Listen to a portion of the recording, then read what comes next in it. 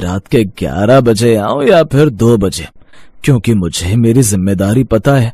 अगर मुझे कुछ हो गया तो तेरी जिम्मेदारी कौन उठाएगा? हाँ हाँ ठीक है, अब ज्यादा बातें मत बनाइए आप। अच्छा बाबा, मुझे माफ कर दे। देख मैं तेरे लिए क्या लेकर आया हूँ। तुझे मेरे हाथ की पनीर भुर्जी बहुत पसंद है ना? आज मैं ढाबे से पनीर भुर्जी लाया हूँ तेरे लिए। पर मैंने खाना खा लिया, आप अपनी पनीर भुर्जी खुद ही खा लीजिए। मुझे पता है मेरी बच्ची कि तू मेरे बिना खाने का एक निवाला भी नहीं खा सकती, इसलिए अब गुस्सा छोड़ दे। देख मुझे भी बहुत भूख लगी है, जल्दी से खाना लगा दे। अगर तू खाना नहीं खाएगी तो तेरा बाप भी खाना नहीं खाएगा। इस तरह अपने पिता की बात सुनकर नेहा अब अपने पिता को तिरछी निगाहों से देखती है और थोड़ी देर बाद उन्हें गले से लगा लेती है। इस तरह नेहा और रघु की छोटी मोटी नोकझोंक चलती रहती है। अब क्या था, दरअसल रघु हाईवे पर एक ढाबे पर रसोइये का काम किया करता था और ढाबे पर जो भी खाना बचता वो अपने घर ले आता। पर नेहा को अपने पिता के हाथ की पनीर भुर्जी बहुत पसंद थी, इसलिए वो धीरे धीरे अब अपने पिता के हाथ का स्वाद सीखने लगती है, यानी पनीर भुर्जी बनाना सीखने लगती है। ऐसे एक दिन रघु ढाबे पर खाना बना रहा था, तभी वहाँ कुछ लोग आते हैं और रघु को देखकर कहते हैं, अरे रघु भैया, ये ट्रक चला चला कर तो कमरिया कर गई है, जरा अपने हाथ का स्पेशल पनीर भुर्जी और पराठा लगा दो। हाँ रघु भैया, तुम्हारे हाथ का खाना खाकर सारी थकान चुटकियों में गायब हो जाती है, इसीलिए बिना देरी किए जल्दी से खाना लगा दो भाई, बहुत भूख लग रही है। लगातार 6 घंटे से ड्राइव कर रहे हैं हम लोग, अब जाकर थोड़ा आराम करने को मिला है। इस तरह अब रघु पनीर को मैश करके उसमें मिर्च मसाले, प्याज, टमाटर, लहसुन, अदरक का पेस्ट और भी बहुत कुछ डालकर पनीर भुर्जी बनाकर तैयार कर देता है और दूसरी ओर फटाफट पराठे बनाना शुरू करता है। देखते ही देखते अगले 10 मिनट बाद वो पनीर भुर्जी के साथ पराठे और लस्सी भी उन आदमियों के सामने लगा देता है। अब सभी लोग जब रघु के हाथ की पनीर भुर्जी खाते हैं तो उसकी बहुत तारीफ करते हैं। वाह रघु भैया, तुम्हारे हाथ में तो जादू है, जादू। मन तो करता है इस प्लेट के साथ तुम्हारे हाथों को भी चूम लूं, लेकिन क्या करूं, कम बखत मैं हूं एक आदमी प्रजाति। अगर कोई औरत होती ना तो पक्का तुमसे शादी कर लेती। इस तरह सभी लोग हंसी मजाक करते हुए खाना खा रहे थे।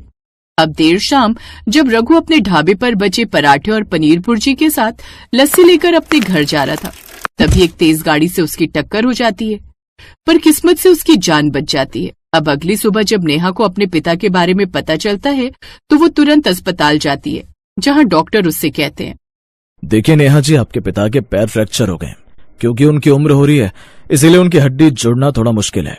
मैं तो कहता हूँ आप इनको 3-4 महीने बेड पर ही रेस्ट करने दीजिए। कल को इनका प्लास्टर खुल भी गया तो भी आप इन्हें ज्यादा लंबा सफर तय मत करने देना। 1-2 दिन हॉस्पिटल में हम इन्हें अपनी ऑब्जर्वेशन में रखेंगे, उसके बाद हम इन्हें डिस्चार्ज कर देंगे।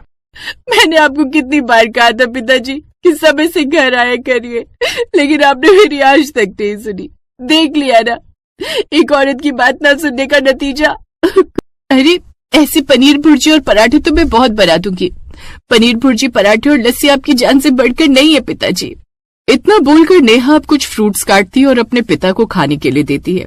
देखते ही देखते 2 दिन गुजर जाते हैं और 2 दिन बाद रघु को डिस्चार्ज मिल जाता है। घर आकर नेहा अपने पिता की बखूबी देखरेख करती है। समय गुजरता है और गुजरते समय के साथ अब नेहा देखती है कि घर में सारी सेविंग खत्म हो रही है, जिसे देख नेहा परेशान हो जाती है। ऐसे एक दिन नेहा गांव के कुएं से पानी खींचने जाती है, तभी उसे उसकी सहेली कविता मिलती है और नेहा को इस तरह परेशान देख कविता उससे सवाल करती है, क्या बात है नेहा, मैं देख रही हूँ कुछ दिनों से तू काफी परेशान है, खासकर तब से जब से अंकल का एक्सीडेंट हुआ है। अब परेशान न हूं तो और क्या करूं कविता। अरे जब से पिताजी का एक्सीडेंट हुआ है तब से मैं उनकी सेवा में लगी हूँ, लेकिन धीरे धीरे घर में राशन के साथ सारी सेविंग्स भी खत्म हो रही हैं।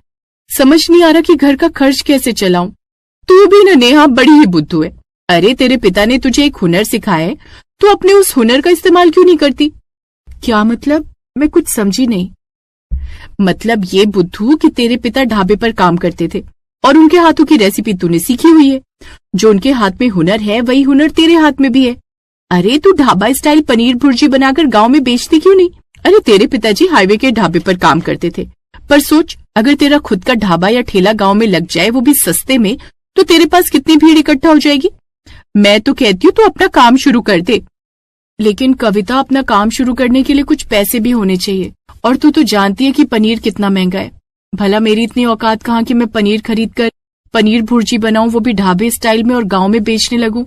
देख नेहा, तुझे दूध की कमी नहीं क्योंकि तेरे पास खुद की गाय है। अरे अगर तू उस गाय के दूध से पनीर बना लेगी तो क्या खराबी है? तेरे बाहर से सिर्फ मसाले आएंगे। मुझे तो बस तुझे आइडिया देना था, बाकी तेरी मर्जी है।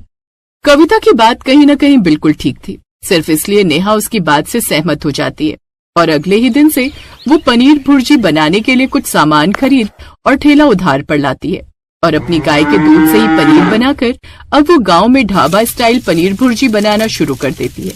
अब जब गांव में उसके ढाबा स्टाइल पनीर भुर्जी की खुशबू फैलती है तो उसके ठेले पर भीड़ तुरंत ही इकट्ठा हो जाती है और नेहा बेटा, पहले तो सिर्फ तेरे पिताजी के हाथ के पराठे और पनीर भुर्जी खाए थे, लेकिन आज यहाँ इस गांव में ठेले पर ढाबा स्टाइल पनीर भुर्जी खाऊंगी। जरा देखो तो बेटी के हाथ में वही स्वाद है जो पिता के था या कुछ अलग है। इस तरह नेहा उस औरत के लिए 1 प्लेट ढाबा स्टाइल पनीर भुर्जी पराठे और 1 गिलास रायता लगा देती है। वाह बेटा वाह, मजा आ गया तेरे हाथ का ढाबा स्टाइल पनीर भुर्जी खाकर। अरे तूने तो अपने पिता को फेल कर दिया। पहले तो हम लोगों को लगता था कि रघु भैया के कान कोई नहीं काट सकता, लेकिन आज जब हमने तुम्हारे हाथ की पनीर भुर्जी खाई तो लगता है कि उनकी बेटी खुद ही उनका धंधा चौपट करवाएगी, क्योंकि उनकी बेटी ये ढाबा स्टाइल पनीर भुर्जी बनाती इतनी स्वादिष्ट है। ये तो आपका बड़प्पन है आंटी कि आपको मेरे हाथ के ढाबा स्टाइल पनीर भुर्जी पराठे और रायता इतना पसंद आ रहा है। इस तरह अब नेहा अपने ठेले को बखूबी संभालने लगती है। समय गुजरता है और गुजरते समय के साथ नेहा का ठेला मार्केट में जम जाता है।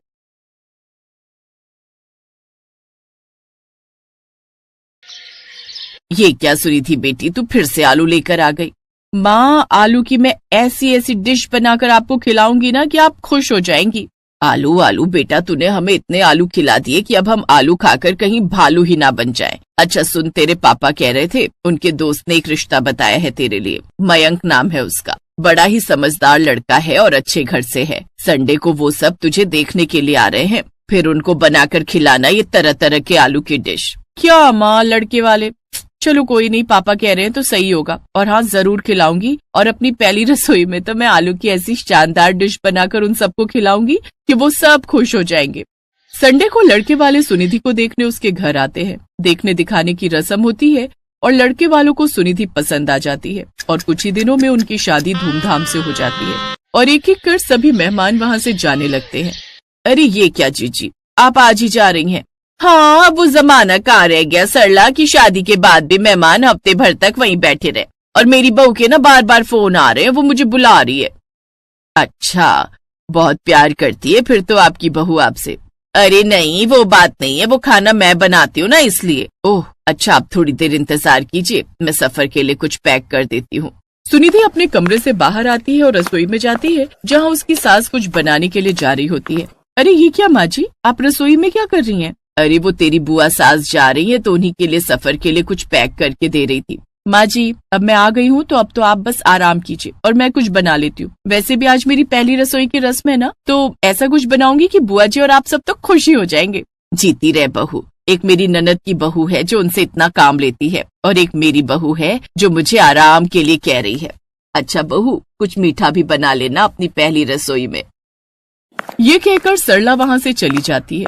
अब सुनिधि रसोई की कमान संभालती है और अपने पसंदीदा आलू ढूंढती है और फिर लग जाती है अपनी पहली रसोई में एक नई डिश बनाने में, जिसका नाम होता है आलू का भरता। वो जल्दी से आलू को चूल्हे पर सेकने के लिए रख देती है, फिर आलू का भरता बनाकर तैयार कर देती है और हद तो तब हो जाती है जब वो आलू का ही हलवा मीठे में तैयार कर लेती है। फिर वो सबको परोसती है। कुछ देर बाद, ये कौन सी सब्जी है बहू, और हलवा? ऐसा हलवा पहले कभी नहीं देखा। पापा जी आप खाकर तो देखिए, आपको बहुत पसंद आएगा। ये सुनकर वो सभी एक दूसरे की शक्ल देखने लगते हैं, फिर उस आलू के भरते को जैसे तैसे खाते हैं। कमाल की है हमारी बहू, कितनी यूनिक डिश बना लेती है। हाँ वो तो है माँ, आलू का भरता। ऐसे एक रोज सुनिधि की ननद रेखा उसके कमरे में जाती है। भाभी, आज ना मेरा प्याज के पराठे खाने का मन कर रहा है। बड़े दिन हो गए प्याज के पराठे खाए हुए। मम्मी को बोल बोल कर थक गई मैं। कहती है प्याज काटने पर हाथ में बदबू बदबू हो जाती है। आप आज वही बना लीजिए ना। प्याज के पराठे बन रहे हैं तो फिर मैं भी खाऊंगा। सबकी फरमाइशें लेकर वो रसोई में पहुंच जाती है और सोचने लगती है। प्याज तो 70 रुपए किलो चल रहे हैं और आलू सिर्फ 30 रुपए। फिर भी इन लोगों को प्याज की डिमांड करते हुए शर्म नहीं आती। ये भी कोई बात हुई? अब सुनिधि सिर्फ एक प्याज काटती है और बाकी आलू का मसाला बनाकर उसके पराठे खाने को दे देती है। ये तो आलू के पराठे हैं बहू, बाकी प्याज तो बिल्कुल भी